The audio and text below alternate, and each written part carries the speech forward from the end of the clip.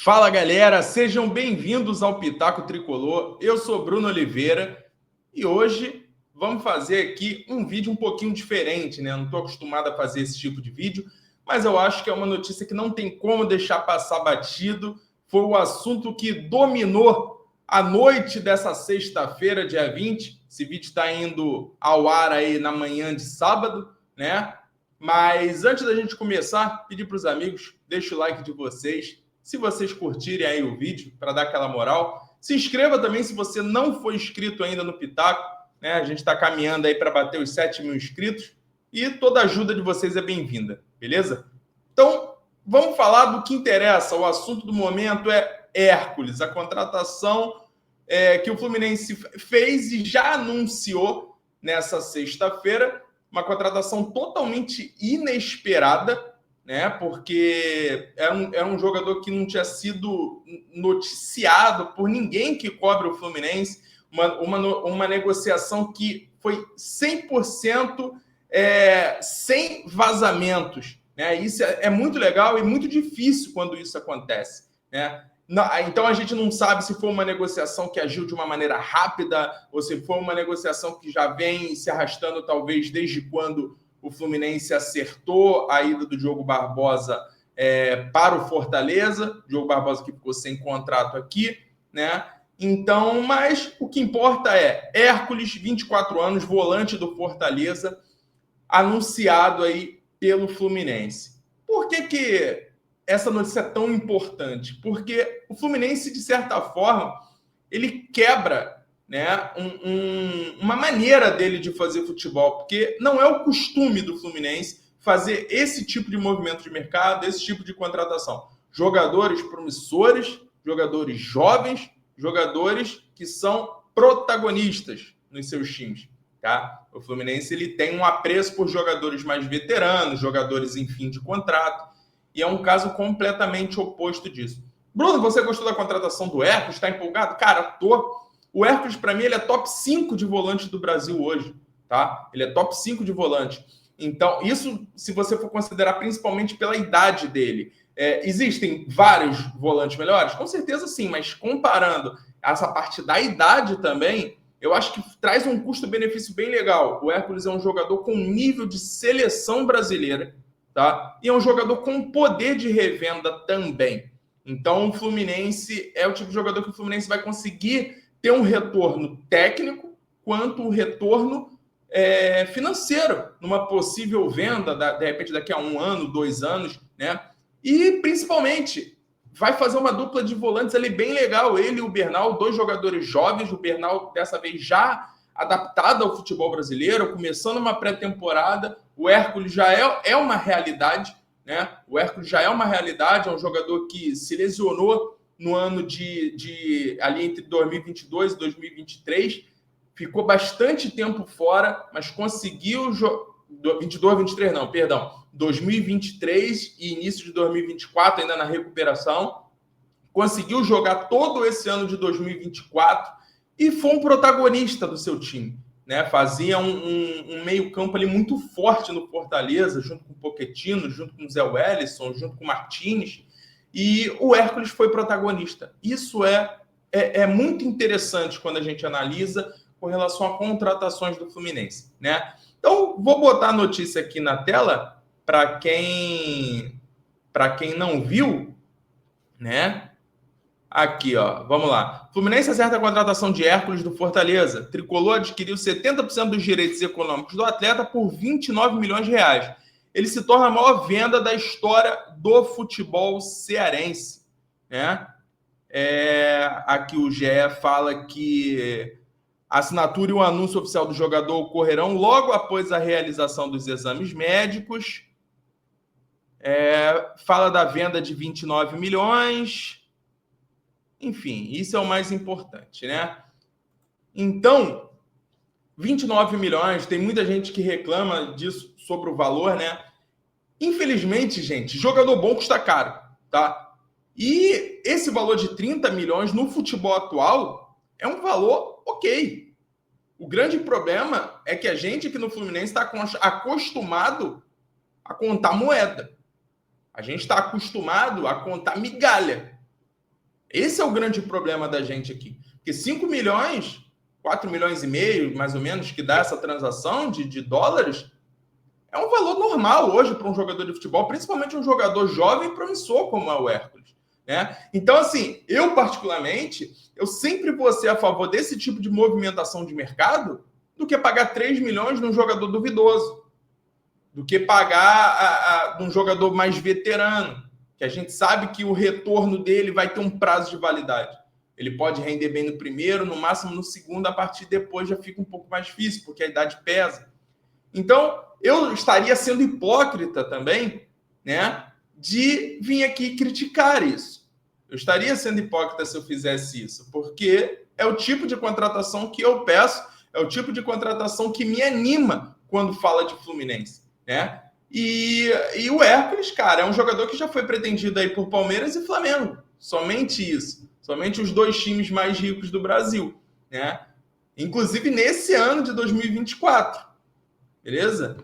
E digo mais, o Hércules, para mim, ele tem potencial, pelo menos até agora, 20 de dezembro de 2024, de ser a maior contratação do futebol brasileiro até aqui. Tá? O Palmeiras contratou o Facundo Torres, um uruguaio muito bom, mas pagou caro pra caramba pelo jogador.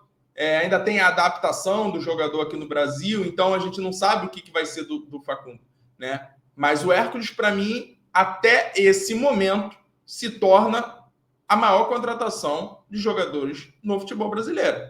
Pelo menos na minha opinião. Tá? Então, cara, eu tô animado, eu tô esperançoso. É um padrão que eu espero que permaneça no modelo de contratação do Fluminense para 2025. Eu evitei ao máximo me desesperar com as movimentações de mercados, né? Os nomes que surgiram, os nomes que foram oferecidos, sondados. Eu evitei me estressar porque eu acho que não valia a pena. Eu preferi esperar para quando, de fato, a negociação acontecesse. Assim como o movimento em cima do Lucas Arcanjo, do Vitória, também eu acho que foi um movimento muito válido. O movimento que o Fluminense fez no Lucas Barbosa, há 2 meses atrás, foi um movimento muito válido também. Lucas Barbosa, que acabou indo para o Red Bull Bragantino, né? Mas eu acho que isso é importante, a gente conseguir pegar esse tipo de movimentação no perfil das contratações, né? Deixando um pouco de lado aquele perfil um pouco mais velho e passando a investir em jogadores jovens, jogadores com potencial, cara. E é isso que faz um time forte. Um time forte a longo prazo também. A curto, médio e longo prazo. Não adianta você estar só investindo em jogadores com mais idade. O Fluminense já tem muito jogador veterano que consegue fazer essa mescla, consegue dar essa experiência para o time.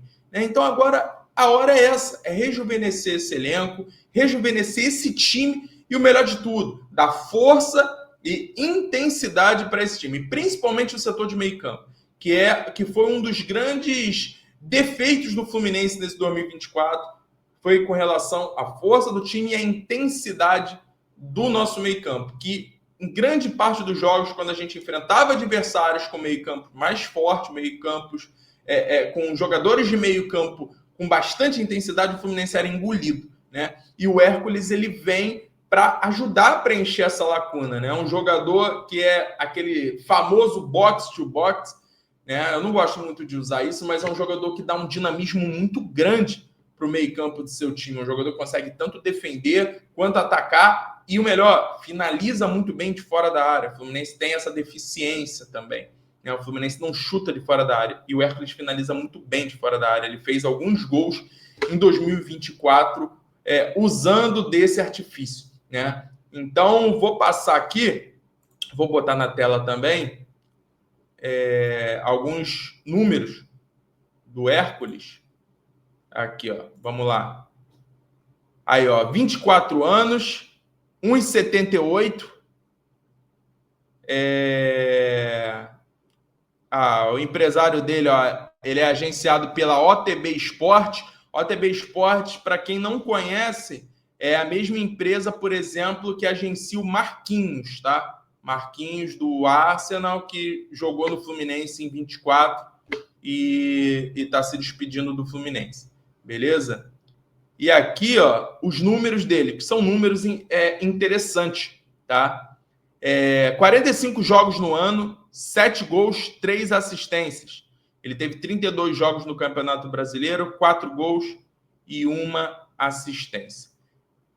Então, assim, os números, eles ajudam, né? Eles ajudam a entender o que é o jogador, né? Às vezes você tem, por exemplo, o Martinelli tem quase 100% de acerto no passe, mas os passes do Martinelli são todos laterais ou recuados.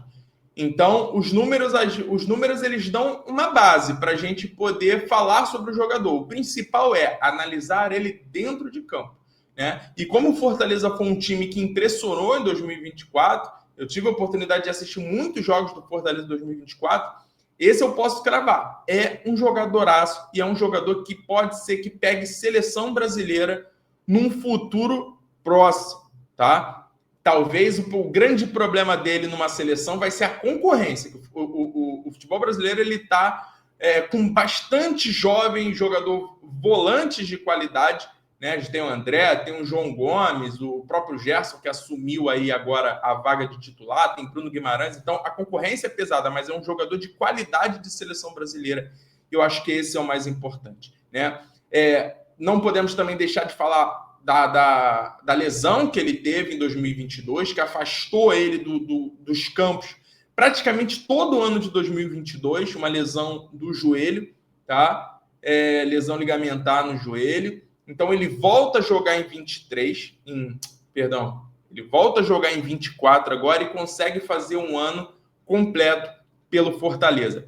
Bruno, mas te preocupa a lesão? Cara, não me preocupa. A minha preocupação seria se a lesão tivesse sido em 2024 e ele fosse voltar a jogar em 2025 pelo Fluminense. Essa seria a minha preocupação.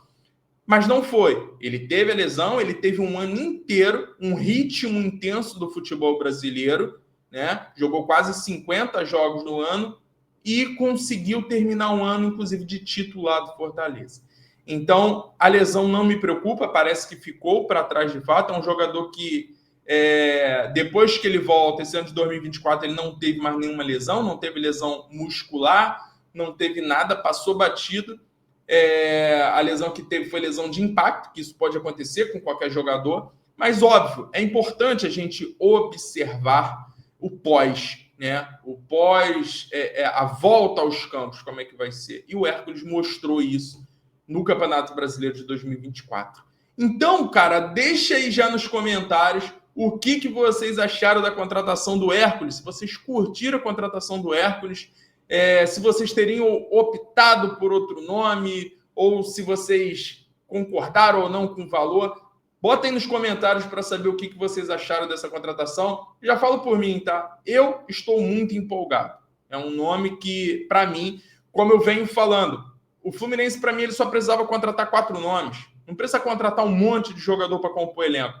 Contrata 4 jogadores para ser titular. Na próxima janela, contrata mais 2. Quando você vê, você formou um time todo de qualidade e os jogadores que ficaram foram acabando seus contratos e dispensados, um ciclo natural do futebol, né? Então, bola dentro da diretoria do Fluminense, tá? Primeiro reforço, Hércules, jogador que vem para ser titular para 2025. E é isso. Saudações tricolores. Fiquem ligados, hein? Esse sábado, 21 de dezembro, 21 horas, Pitaco Live Show. Então, fiquem ligados lá no Pitaco. E é isso. Abraço, saudações tricolores. Valeu!